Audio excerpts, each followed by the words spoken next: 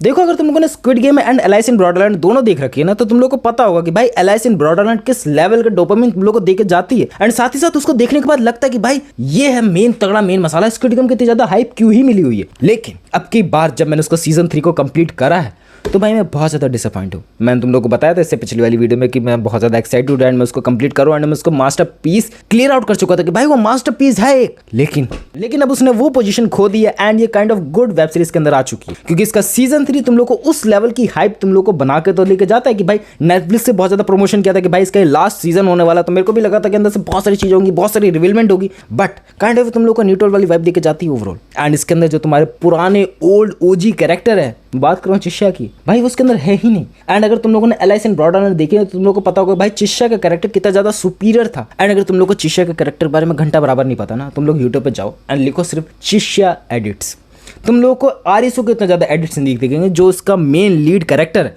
लेकिन चिश्या के एडिट्स भाई ओपी, उस बंदे का दिमाग भाई कंप्यूटर से भी ज्यादा तेज चलता है। एंड अब की बार हम लोगों ने उसको बहुत ज़्यादा मिस करा। हालांकि उसका कैमियो इसके अंदर सिर्फ लास्ट के 10 मिनट्स के अंदर ही है। 10 मिनट्स में मैंने बहुत ज़्यादा बोल दिया, अराउंड ऑफ 1-1.5 मिनट के अंदर ये सब चीज़ें कंप्लीट हो जाती है पुराने ओल्ड ओजी कैरेक्टर्स के अंदर। बाकी ओवरऑल चीज़ कहूँ तो भाई डिसअपॉइंट तो बहुत ज़्यादा हुआ, बट सीजन 4 का वेट भी है कि मे बी ये लोग कुछ चीज़ें बेटर कर दे। बट काइंड ऑफ मैं कहूँ ना, मेरे पास एक कंक्लूजन भी है कि भाई ये लोग चीज़ें बेटर कर ही नहीं सकते उस लेवल की। सो बताना चालू करता हूँ इसके अंदर क्या क्या खुराफाती चीज़ें तुम लोग को देखने को मिलती हैं एंड इसके अंदर गेम्स किस किस प्रकार के हैं। देखो फर्स्ट ऑफ ऑल जैसे सीजन 3 की स्टार्टिंग होती है ना, तुम लोग भूल चुके होते कि भाई लास्ट में हुआ क्या था। तुम लोग को सिर्फ इतना याद होगा कि भाई जोकर वाला कार्ड तुम लोग को दिखा था। सो काइंड ऑफ तुम लोग को बैक जाके तुम लोग को पूरी स्टोरी देखनी चाहिए जो उसका सीजन 2 का लास्ट एपिसोड था, तब जाके तुम लोग क्लियर आउट होगा कि भाई मैंने क्या चीजें देखी थी। एंड उसके बाद तुम लोग कंटिन्यू कर सकते हो, क्योंकि तुम लोग भूल जाओगे मैंने गलती करी थी, तुम लोग को बता रहा हूँ। एंड जैसे स्टार्टिंग होते है तुम लोग को बस एक हुक देने के लिए पहला एपिसोड निकाला जाता है कि भाई आरएसयू को जाना पड़ेगा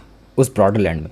एंड क्यों जाना पड़ेगा, कैसे जाना पड़ेगा, भाई आरुषि भाई गजनी बन चुके हैं, उनको कुछ भी याद नहीं है। एंड बाकी सब लोग भी गजनी बने हुए हैं, बट कुछ लोगों को छोड़ के ऐसा लगता है ये कुछ लोगों को पता है रियलिटी क्या है। एंड उसके बाद एक सिंपल सा प्लॉट है, आरएसयू की बंदी को, उसागी को कोई बंदा ले जाता है उसी बॉर्डरलैंड में एंड फंसा देता है, काइंड ऑफ फंसा देता है। एंड आरएसयू जाता है उसको बचाने के लिए, क्योंकि वो बहुत ज़्यादा प्यार करता है उससे। एंड ये सिंपल सा प्लॉट है, जैसे वो बच के निकल जाएंगे स्टोरी खत्म हो जाएगी, ये बात ध्यान में रखना। एंड यही चीज़ों के अराउंड ऑफ तुम लोग गेम्स चीज़ें दिखाई गई है। बट कई मामले में कहा जाए ना, squid game and alias in Borderland का सीजन 3 भाई काइंड ऑफ सेम तुम लोग को वाइब देके जाता है कि भाई इसके अंदर भी प्रेग्नेंट लेडी तुम लोग को देखने को मिलती है। हाँ, उसागी भाभी प्रेग्नेंट हो चुकी है। एंड वही होता है कि लगता है कि यूएसए वाला एलाइस इन बॉर्डरलैंड आने वाला, मे बी डिफरेंट कंट्रीज का आने वाला है, उसमें भी हो सकती है ये सब चीज़ें। एंड इसके अंदर मेन कैरेक्टर मारा तो नहीं अभी तक, बट अगर मर जाता तो हम लोग को मे बी ज़्यादा हिट देख के जाता, मे बी इन लोगों ने किसी सुपीरियर थिंग के लिए बचा के रखो। बाकी बात लेके चले तो इसके अंदर एक चीज़ तो बढ़िया करिए, 7 गेम दिखाए गए हैं जो तुम लोग को काइंड ऑफ कम रिमेंबर होते हैं। कि लाइक पिछले वाले तुम लोग को गेम्स रिमेंबर होंगे कि कैसे टाइप ऑफ गेम्स खेले गए थे, कैसे टाइप ऑफ दिमाग लगाया गया था, बट इस वाले में ज्यादा गेम्स तो हैं लेकिन काइंड ऑफ तुम लोग को रिमेंबर कम होते हैं, तुम लोग को उस हिसाब से यादें कम देके जाते हैं, तुम लोग को ज्यादा ट्रॉमा देके जाता है अगर तुम लोग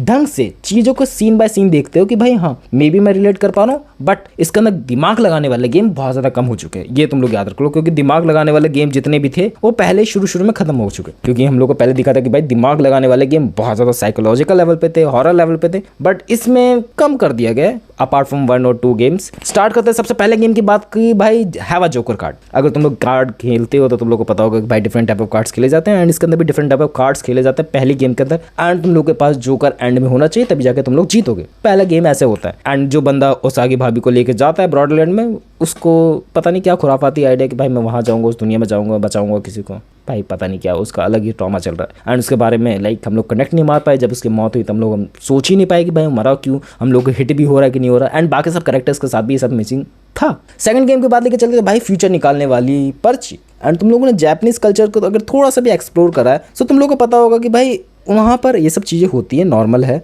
एंड साउथ कोरिया साइड में भी ये सब चीज़ें होती हैं, काइंड ऑफ तुम लोग को थोड़ा बहुत आइडिया होगा। एंड इसी टाइप ऑफ गेम्स को दिखाने की कोशिश करेगी कि भाई तुम फ्यूचर प्रिडिक्ट कर सकते हो, लेकिन साथ ही साथ अगर तुम्हारा जवाब गलत हुआ तो भाई आएंगे बहुत सारे तीर। एंड ये तीर वाला सीन ना मांगा के अंदर भी दिखाई गई ये चीज़ें, मांगा की भी बात करूंगा। एंड मांगा के अंदर सीजन 1 के अंदर पहली गेम यही होती है, हालांकि इसको बाद में ऐड ऑन किया गया। And that's why that was the superior game I ever seen. Like हाँ और भी गेम्स है बट तीर वाली गेम भाई बात बहुत ज़्यादा खतरनाक थी एंड लग नहीं रहा था कि कोई बचेगा, लेकिन आरुषि ने अपने दिमाग लगाया एंड बच गया। कैसे बचा तुम लोग को सीजन देखना पड़े।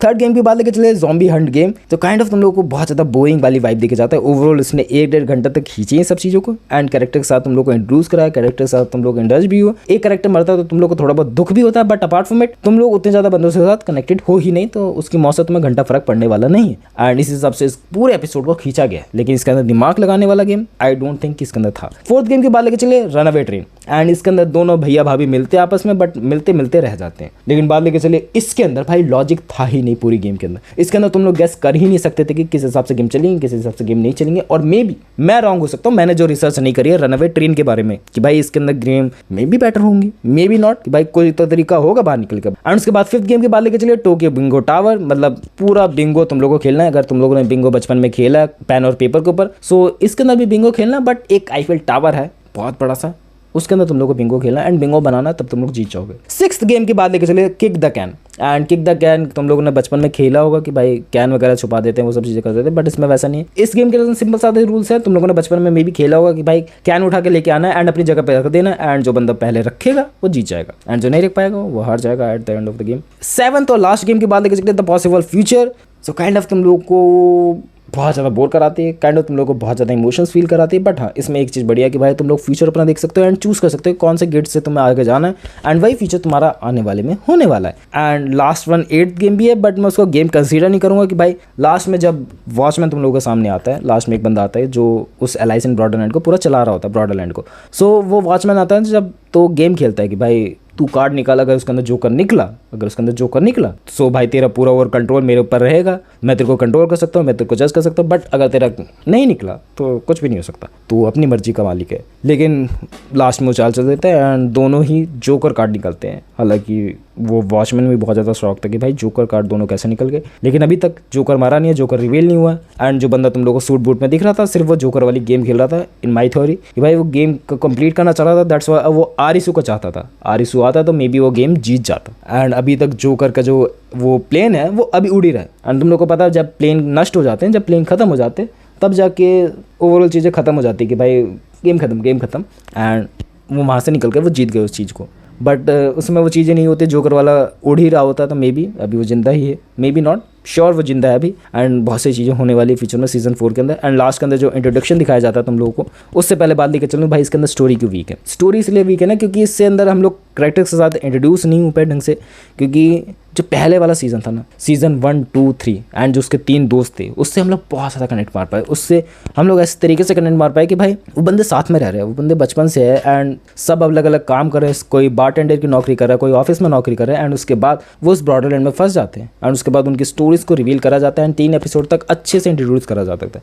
बट इसके अंदर 7-8 लोगों की जो लास्ट में स्टोरी दिखाई जाती है ना, जो शुरू से लेके एंड तक चलती है, वो उतना ज़्यादा फील नहीं हो पाती क्योंकि उसके अंदर कनेक्शन ही नहीं है कोई। लाइक मैं कहीं और से आता हूँ, वो कहीं और से आता है, तो कनेक्शन फील ही नहीं होता उसके मरने के बाद भी। एंड ये सेम चीज़ें लाइक ओवरऑल सीरीज के अंदर सीजन 1 और 2 के अंदर बिल्कुल नहीं थी, क्योंकि तुम लोगों को एक एक कैरेक्टर ढंग से इंट्रोड्यूस करा जाता है, उसका कैरेक्टर डेवलपमेंट करा जाता है। बट इसके अंदर वो घंटा बार चीज़ें नहीं थी। पता है क्यों? वो चीज़ अब मैं रिवील करने जा रहा हूँ, क्योंकि ये मांगा से लिंक ही नहीं है चिप चीज़ें, ये मांगा से बिल्कुल ही हट के बनाई गई है। एंड मांगा वालों की तुम लोग को स्टोरी टेलिंग पता ही होगा भाई कितनी नेक्स्ट लेवल होती है। मांगा वाली अगर तुम लोगों ने एक बार पढ़ना चालू कर दिया ना, उसको तुम लोग खत्म करके मानोगे, पूरा मतलब पढ़ के मानोगे। एंड यही चीज़ इसके अंदर गड़बड़ है। मांगा के अंदर भाई स्टोरी बहुत सोच समझ के लिखी जाती है, बहुत अच्छी तरीके से एस्टैब्लिश करके लिखी जाती है। एंड वही चीज़ इसके अंदर भी सीजन 1 और 2 के अंदर रखी गई थी।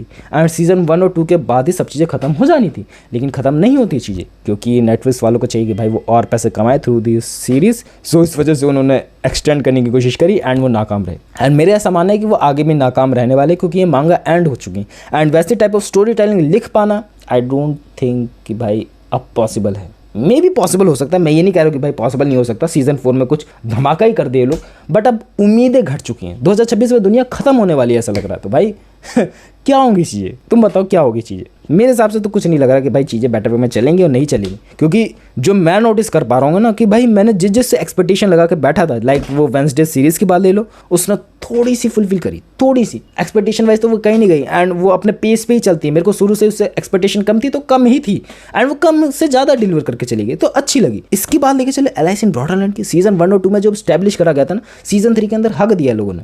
कुछ ही वेब सीरीज़ है जिसको मैं बिंग वॉच करूँगा, कुछ ही वेब सीरीज़ के अंदर मैं जाऊँगा, इंडल्ज होऊंगा, क्योंकि मैं अपना टाइम ज़्यादा वेस्ट नहीं करना चाहता इन सबके ऊपर। एंड तुम लोगों को पता भाई का मेन कंटेंट ये है कि रेगुलरली कंटेंट बनाना है, उसको पब्लिश करना है, एडिट करना है, थंबनेल बनाना है, तो बहुत सारी चीज़ें करनी है। इस वजह से मैं नहीं इंक्लूड करना चाहता ज़्यादा चीज़ों को। बट हाँ, मैं ये चीज़ तो ज़रूर बोलना चाहूँगा, चिश्या भैया ओपी थे भाई, उनकी बराबरी कोई नहीं कर सकता। मे बी उस सीज़न 4 के अंदर सब कैरेक्टर्स की कम बैक होने वाला है। एंड बहुत सारी थ्योरीज निकल के आई हैं, बट मैं थ्योरीज पे बिलीव नहीं करता। मैं चाहता हूँ कि मेरे को न्यू यूनिक चीज़ें मैं तुरंत जाके देखूँ, ऐसे कि मुझे पता ही नहीं, मुझे आइडिया ही नहीं है भाई सीज़न 5 आ चुका है, एंड ऐसे जाके देखूँ सीज़न 4 आ चुका है। मे बी गलत बोल दिया मैंने, एंड मैंने तुम लोग को सारी चीज़ें बता दी। लेकिन जो सबसे बड़ी कमी लगी ना, कि भाई इसके अंदर रिवीलमेंट ही कर देते कि भाई बॉर्डरलैंड चलता कैसे है, बॉर्डरलैंड के अंदर क्या चीज़ें होती हैं। कुछ चीज़ें तुम्हारे पास रिवील हो चुकी हैं कि भाई 2 मिनट का तुम्हारे पास टाइम होता है मरने और जीने के बीच में, एंड वहाँ पर तुम लोग बॉर्डरलैंड के अंदर चले जाते हो। सो क्या ये सब लोग चले जाते हैं या कुछ चुनिंदा लोगों को मौका मिलता है? ये बात क्लियर नहीं हुई। एंड वहाँ को कंट्रोल कौन कर रहा है? ये बनाया किसने?